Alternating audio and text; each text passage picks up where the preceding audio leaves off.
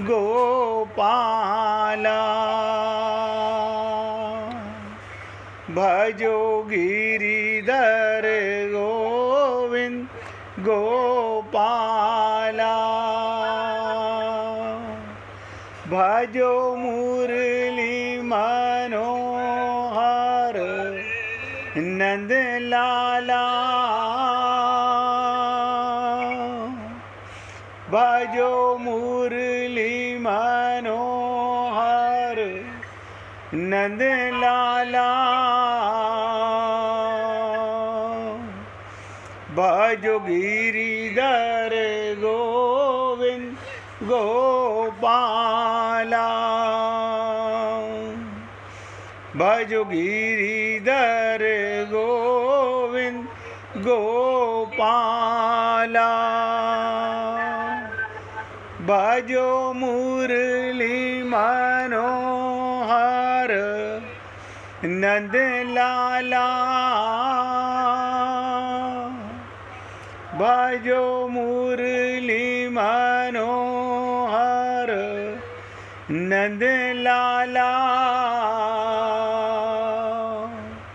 भजो गिरिधर गोविंद गोपाला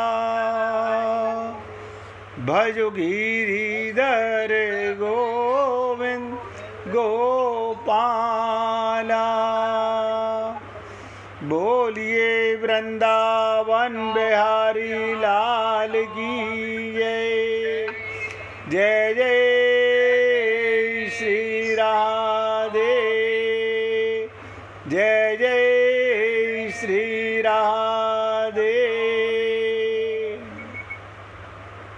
सभी भक्तों से निवेदन, बहुत एकाग्रचित होकर सत्संग के प्रत्येक शब्द को पूरी एकाग्रता के साथ हृदयंगम करें। आपके साथ 6 दिन के बाद कल फिर चर्चा चली कि जीव का ये भक्ति, ये सीता की खोज, भगवान राम को पाने का मार्ग क्या है। आपसे निवेदन किया गया, राधे राधे जी, आप सबसे निवेदन किया गया कि भव सागर पार जाना है। अब आप और हम लोग समझ नहीं पा रहे कि भव सागर पार कैसे जाते हैं। हम पार जाना तो चाहते हैं, हम भगवान को पाना तो चाहते हैं, लेकिन रामचरितमानस कह रही है कि 100 योजन का ये भवसागर,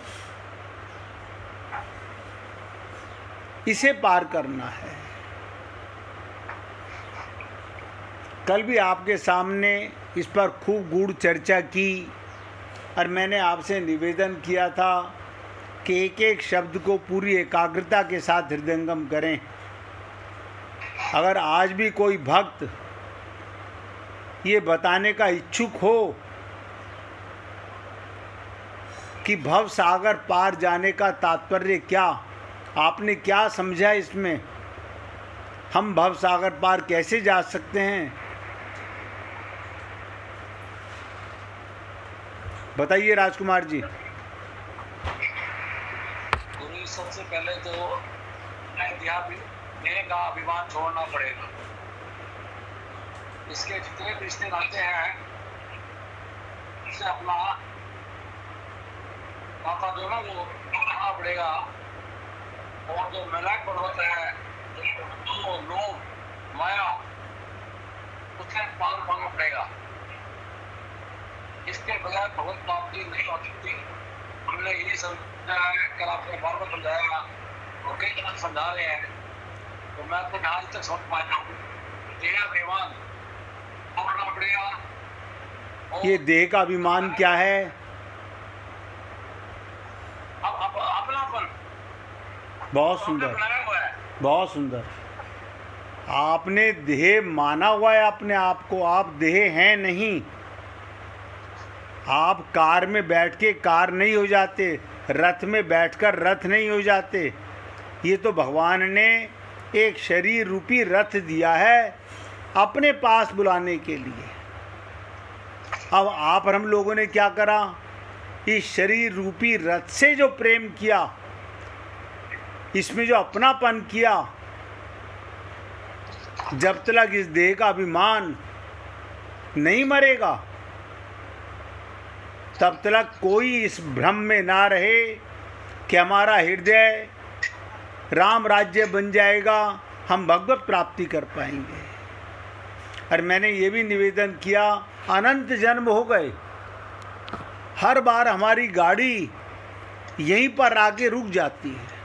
हम पाना तो चाहते हैं राम रस, पाना तो चाहते हैं इस देह में हरि मिलत, हमें भगवान मिल जाएं, लेकिन भगवत प्राप्ति नहीं होती। इसका मूल कारण मैंने कहा, देह का अभिमान।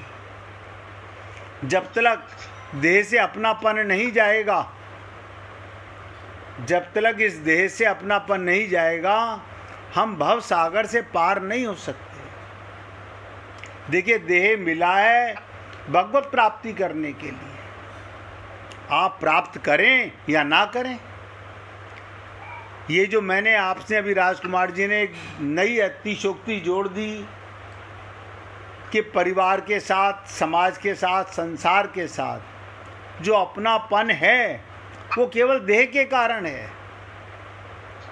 आप सबको देह का संबंधी मानते हो, ये सब आत्मा हैं, परमात्मा के अंश हैं। देह से ऊंचा संबंध है आत्मा का संबंध, परमात्मा का संबंध। इसलिए हे पुण्य आत्माओं, कल इसके ऊपर काफ़ी जोर दे करके चर्चा चली। भगवत प्राप्ति सब करना चाहते हैं, रामचरितमानस खूब बाँचते हैं, सुंदरकांड का पाठ खूब करते हैं, लेकिन सुंदरता नहीं जानते। सुंदरता क्या है, सीता की खोज क्या है। केवल एक हनुमान जी के अलावा कोई इस भव सागर को पार करने के लिए तैयार नहीं हुआ। क्यों? सबको डर लगा हम मर जाएंगे। अच्छा, मर क्या जाएगा? अगर आत्मज्ञान होता तो हमने कई बार आपसे निवेदन किया कि राम मरे तो मैं मरूं, वरना मरे भलाए। ये शरीर है, ये तो एक दिन मरेगा, इसका तो जन्म होता है, उसकी मृत्यु होती है। आप अजन्मा हो, आप अमर हो, आप अविनाशी हो, आप चेतन हो, आप सहज सुख राशि हो। लेकिन ये सब बातें सुनने से नहीं, मानने से होती है। हम सुनते तो हैं, लेकिन बुद्धि से। मैंने कई बार निवेदन किया, परमात्मा की शरण होकर आप लोग जिसको भी अपना गुरु मानते हैं, उनकी चरण शरण जाकर पूरी श्रद्धा और विश्वास के साथ सुने तो भगवत प्राप्ति होगी, 100% होगी। मैं इतना अश्योर क्यों कहता हूँ कि भगवान ही था, भगवान ही है, भगवान ही रहेगा जो हमें मिला हुआ है। बाकी सब माना हुआ है। ये शरीर माना हुआ है, एक दिन छूटेगा। ये परिवार माना हुआ है, एक दिन छोड़ के जाना है। ये धन दौलत, मकान, दुकान, ये बाल बच्चे, परिवार, समाज, सब छोड़ के जाना है। इसलिए जाने से पहले ही जागना है, होश में आना है, यही भवसागर पार जाना है। रामचरितमानस में सुंदरकांड का पाठ सबसे ज़्यादा होता है। मुझे नहीं पता आपने हमारे सत्संग से पहले भी किसी से सुना कि नहीं सुना कि सीता जी की खोज भी करनी होती है। हमारा हृदय राम राज्य कब बनेगा, ये सब बातें रामचरितमानस के माध्यम से पढ़ने से समझ नहीं आती। वो तो किसी श्रोत्रिय ब्रह्मनिष्ठ संत महात्मा के मुखारबिंद से एक एक शब्द को अमृत समझ करके ग्रहण करने से समझ आती है।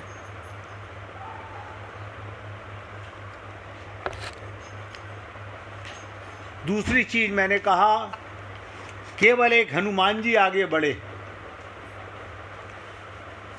और भव सागर पार जाने का मतलब 100% शरीर से, संसार से विवेक के द्वारा केवल व्यवहार करना है।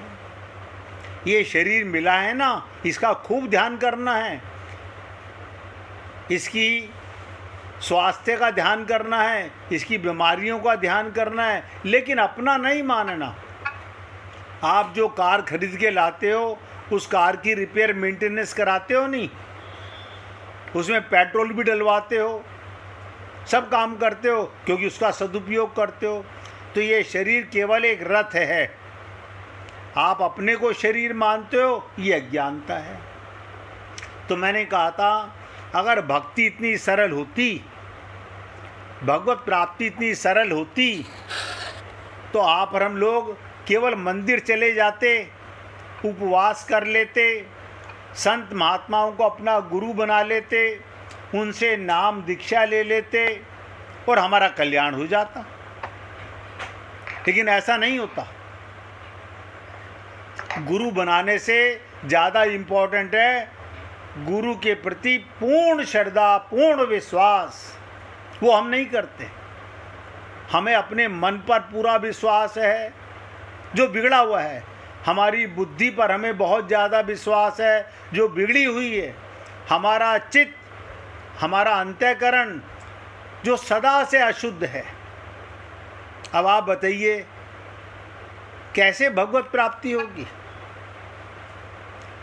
इसके बाद दूसरी चर्चा कल मैंने आपके साथ की कि जब हनुमान जी आगे बढ़ते हैं तो सागर पार कर रहे हैं। सागर के अंदर छुपा हुआ मैनाक पर्वत,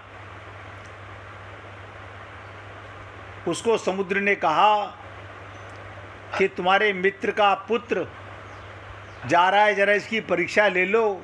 मैनाक पर्वत माने सोने का भंडार। आप और हम लोगों के पास ये 10, 20, 50, 100 करोड़ रुपए होंगे, बस मैक्सिमम 10, 20, 50, 100 करोड़ रुपए होंगे। इसी का अहंकार है, मिथ्या अहंकार है। अरे मैनाक पर्वत सोने का पर्वत है।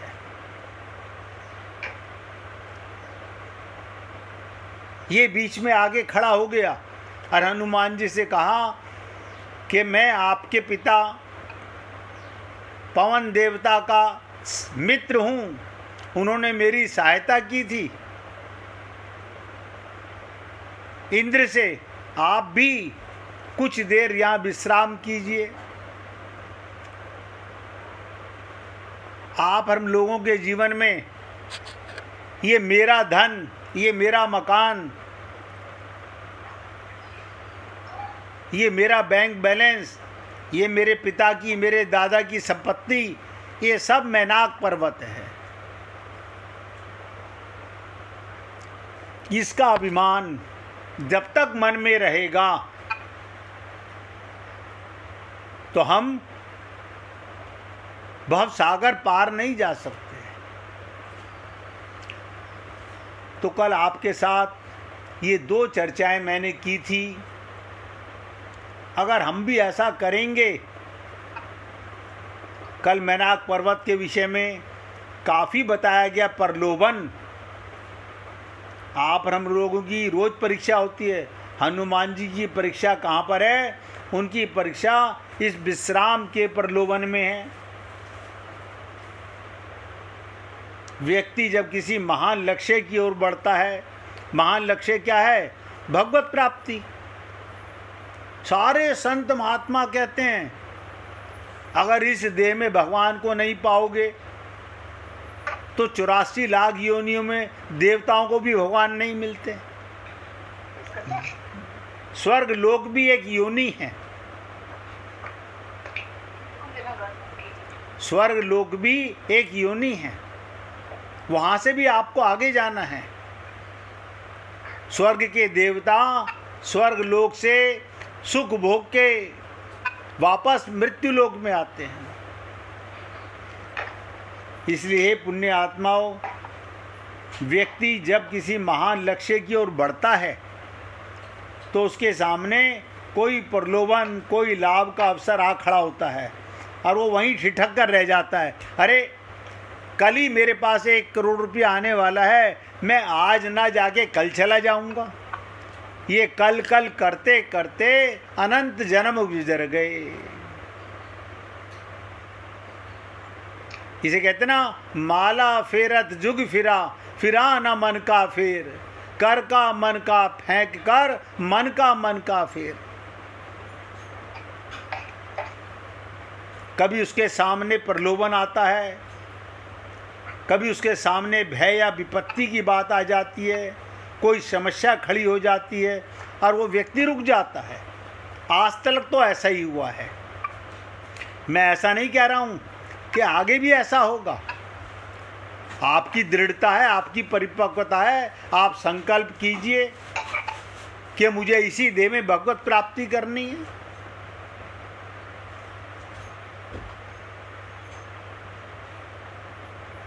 हनुमान जी के सामने दोनों बातें आती हैं। सबसे पहले आता है सोने का पर्वत, जिसे मैनाक पर्वत कहा गया। हम लक्ष्य की ओर चल रहे हों और अगर रास्ते में सोने का पर्वत की बात, क्या सोने की एक छोटी सी ढेरी भी मिल जाए, हम ठिठक के रुक जाएंगे, सोचेंगे अब तो सब मिल ही गया, अब आगे जाकर क्या करेंगे।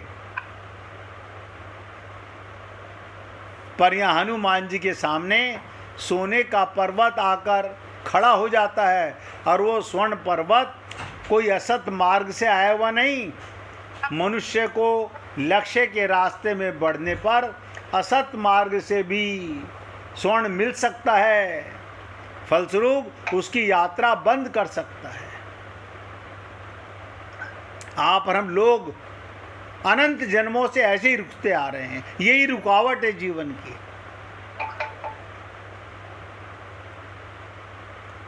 और मैनाक पर्वत हनुमान जी के पिता का मित्र, और वो याद दिलाता है, ये नाते हम तुम्हारे पिता तुल्य हैं। आप देखिए, हमारे पास संपत्ति है हमारे पिता की, हमारे दादाजी की, वो हमारे सामने आती है, इनका क्या करेंगे हम, ये कैसे छोड़ के चले जाएं, जाना तो पड़ेगा। अपनापन ही पाप है, यही मैनाक पर्वत है। ये जी हनुमान जी देहाभिमान के घेरे में होते तो परिणाम क्या होता।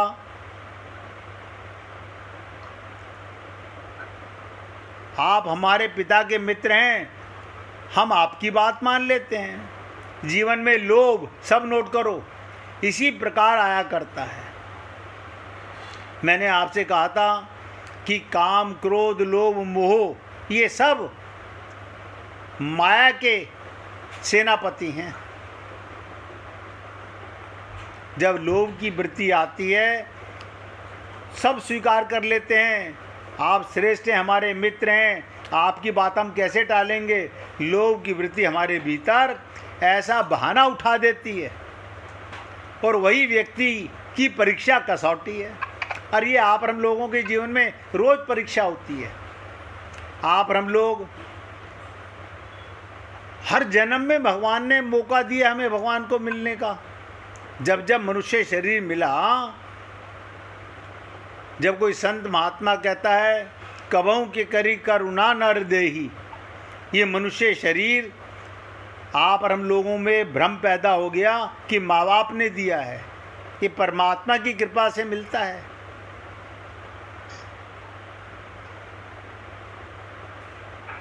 परमात्मा की कृपा से मिलता है। लेकिन इसको देह को अभिमान करके, अपने को देह मानकर आप और हम लोग आज तक संकल्प नहीं कर सके कि मैं देह का अभिमान त्याग दूं, मैनाक पर्वत का अभिमान त्याग दूं। ये कसौटियां हैं हमारे जीवन में। जब हमारे विरोधी, हमारे शत्रु, हमारे विपक्ष हमारे मार्ग में बाधा डालते हैं, हम झुंझला उठते हैं, लड़ने लगते हैं, पर हम भूल जाते हैं शत्रु के द्वारा उत्पन्न बाधा हमारे जीवन में बाद में आती है। पहली बाधा बहुधा उनसे आती है जो हमारे परिचित होते हैं। आप देखिए आपके पैरों में ये बेड़ियां क्या होती हैं। आप सोचिए, आप और हम लोगों के पैरों में बेड़ियां कौन सी हैं? ममता, मोह, आसक्ति।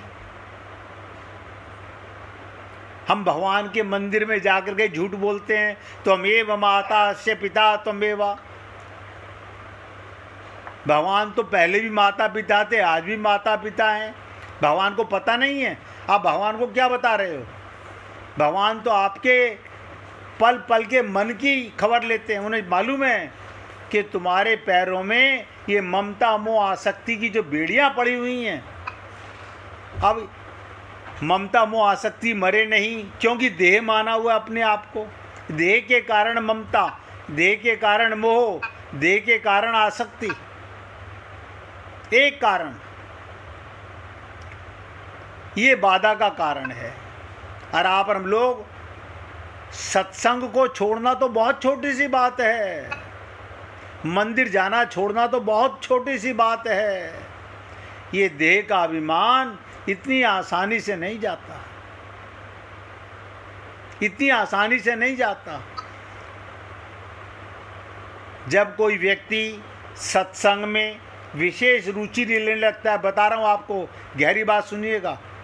जब किसी को सत्संग में विशेष आनंद आने लगे, सद्विचार, सच्ची चर्चा में अधिक समय बिताने लगे, तो उसके सगे संबंधी, निकट के लोग तुरंत कहते हैं, अरे अभी तुम्हारी क्या अवस्था है, अभी तुम्हारी उम्र क्या है, छोटी सी उम्र है, ये सब बातें तो बुढ़ापे में करनी चाहिए, अभी तुम्हें इस दिशा में नहीं जाना चाहिए। और ऐसा कहने वाले लोग आखिर लक्ष्य के रास्ते में आगे बढ़ने वाले विश्राम को रुकावट देने वाले होते हैं। आप लोग भी सत्संग सुनने में आप देखते होंगे, कोई ना कोई कारण बनता है। भगवत प्राप्ति में रुकावट क्या है? कोई कारण है। तो मैनाक पर्वत भी यही करता है। उसका लक्ष्य हनुमान जी के यात्रा में बाधा देना था। हम सब भी माया की इन्हीं परीक्षाओं में 100% फेल हो जाते हैं, ब्रेक लग जाता है और हम वापस इसी ममता, मोह, आसक्ति के चक्कर में, आज तक तो ऐसा ही होता आ रहा है। पुनरपि जननम पुनरपि मरणम, बार बार शरीर में आते हैं, बार बार चले जाते हैं। तो मैनाक पर्वत क्या कर रहा है? लोभ, सोने का पर्वत कि हनुमान जी देखकर रुक जाएंगे।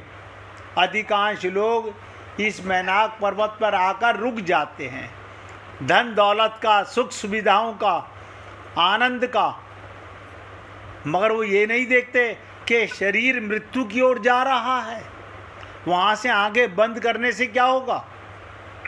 आप बताइए, आपके पास हजारों करोड़ रुपए हो, बड़ा लंबा चौड़ा परिवार हो, लेकिन आपकी यात्रा तो मृत्यु की ओर जा रही है, आपको नजर नहीं आ रहा। ये विभिन्न प्रकार के आकर्षण में पड़कर विश्राम करने लगता है जीव। रिश्तेदार क्या कहते हैं? 2-4 दिन के लिए तो हम तुम्हारे घर आए हैं, अब तुम 2-4 दिन सत्संग सुन लोगे, 2-4 दिन बाद सुन लेना। हम उनकी बात मान जाते हैं। अगर इन्हीं 2-4 दिनों में आपका शरीर पूरा हो जाए, आप क्या करोगे? हम किसी न किसी कारण से हर जन्म में भगवत प्राप्ति छोड़ते आए हैं और अपना लक्ष्य भूल जाते हैं।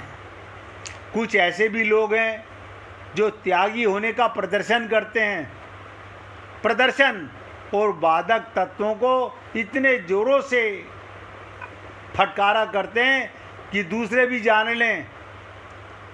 जो चाहे प्रलोभन में पड़कर लक्ष्य को भूलना हो, वहाँ त्याग का प्रदर्शन कैसा? अपने अहम का समर्पण करना, दिखावा नहीं करना। तो देखिए, ये 2 चर्चाएं मैंने आपसे अब तक की। अगर इनमें से भी किसी के मन में कोई भाव हो, आपको ऐसा लगता हो कि हमारी समझ में भवसागर पार जाना नहीं आया, देह का अभिमान छोड़ना नहीं आया और मैनाक पर्वत लोभ का, लालच का मार्ग छोड़ना नहीं आया, तो आप खुल के पूछ सकते हैं।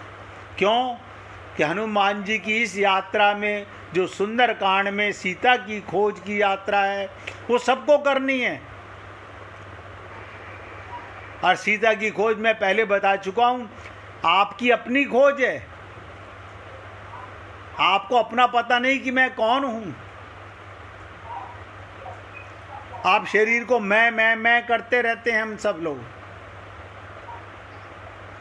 इस संदर्भ में मैं आपको एक प्रसंग सुनाना चाहूँगा। एक बार महर्षि भृगु, देखो कितने बड़े ऋषि हैं, भृगु ऋषि महर्षि मंडल में बैठे हुए थे। सारे महर्षि इकट्ठे हो गए और उनमें चर्चा छिड़ी कि सबसे श्रेष्ठ कौन है। परीक्षा लेने के लिए कार्य भृगु को सौंपा गया कि ब्रह्मा विष्णु महेश तीनों की परीक्षा ली जाए कि इन तीनों में बड़ा कौन। उन्होंने ब्रह्मा की परीक्षा ली, उनके बाद शंकर भगवान की परीक्षा ली, उसके बाद विष्णु भगवान की परीक्षा लेने गए। वहाँ जाकर उन्होंने भगवान के वक्ष स्थल में जोरों से अपनी लात का प्रहार किया। आप लोगों ने बहुत बार सुना होगा, भृगु ऋषि ने भगवान विष्णु की छाती में लात मारी।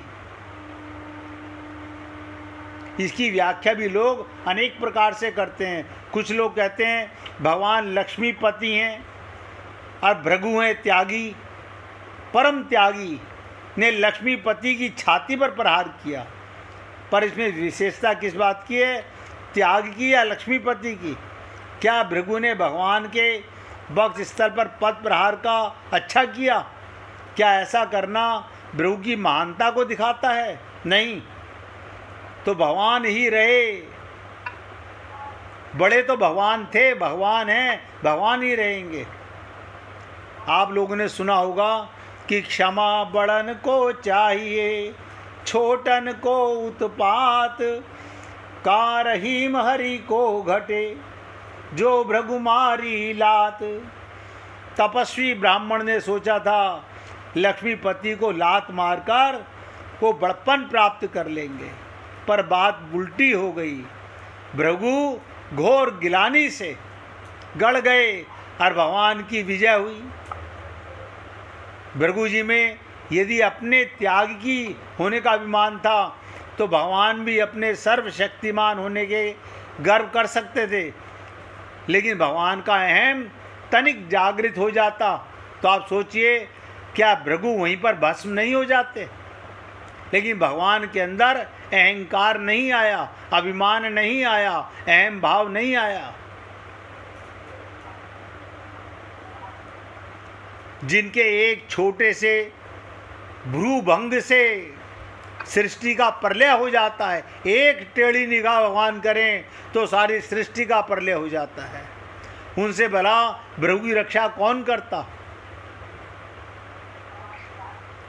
आपने सुना होगा दुर्वासा जी तो बड़े तपस्वी थे, वो दुर्वासा दुर्दशा से बच नहीं सके, लेकिन भगवान ने भृगु ऋषि का अनादर नहीं होने दिया। भले ही भृगु ने अपने त्याग का अभिमान जगाया, पर भगवान ने अपनी सर्वशक्तिमत्ता का अभिमान नहीं दिखाया, न अपने को लक्ष्मीपति होने का अभिमान दिखाया। उनमें निरभिमानता, ये एक शब्द नोट कीजिएगा, निरभिमानता। जब तक आपके अंदर, हमारे अंदर देह का अभिमान रहेगा, देह का अभिमान, शरीर का अभिमान, तो हम निरभिमान नहीं हो सकते। इतने बड़े ऋषि भृगु लज्जित हो गए। भगवान ने भृगु के चरण पकड़ लिए और कहा महाराज मेरा हृदय तो पत्थर का है, उसके आघात से आपके सुकुमार चरणों का अवश्य पीड़ा हुई होगी। और भगवान के इन वचनों से भृगु ऋषि पानी पानी हो गए। आप हम लोगों को इस बात से शिक्षा लेनी चाहिए। देखिए, इससे आगे की चर्चा के भगवत प्राप्ति में, सीता की खोज में, समुद्र पार करने के अंदर, भगवान को पाने से पहले क्या क्या हमारे जीवन में रुकावटें आती हैं। 2 रुकावटें मैं आपको बता चुका हूँ, देह का अभिमान और धन दौलत का अभिमान। जो इनसे पार उतरेगा उसके आगे जीवन में क्या रुकावट आएंगी, वो हनुमान जी की यात्रा में आएंगी। इससे पहले आगे बढ़ने से 1 मिनट महामंत्र का जाप करेंगे। प्यार से बोलिएगा, हरे कृष्ण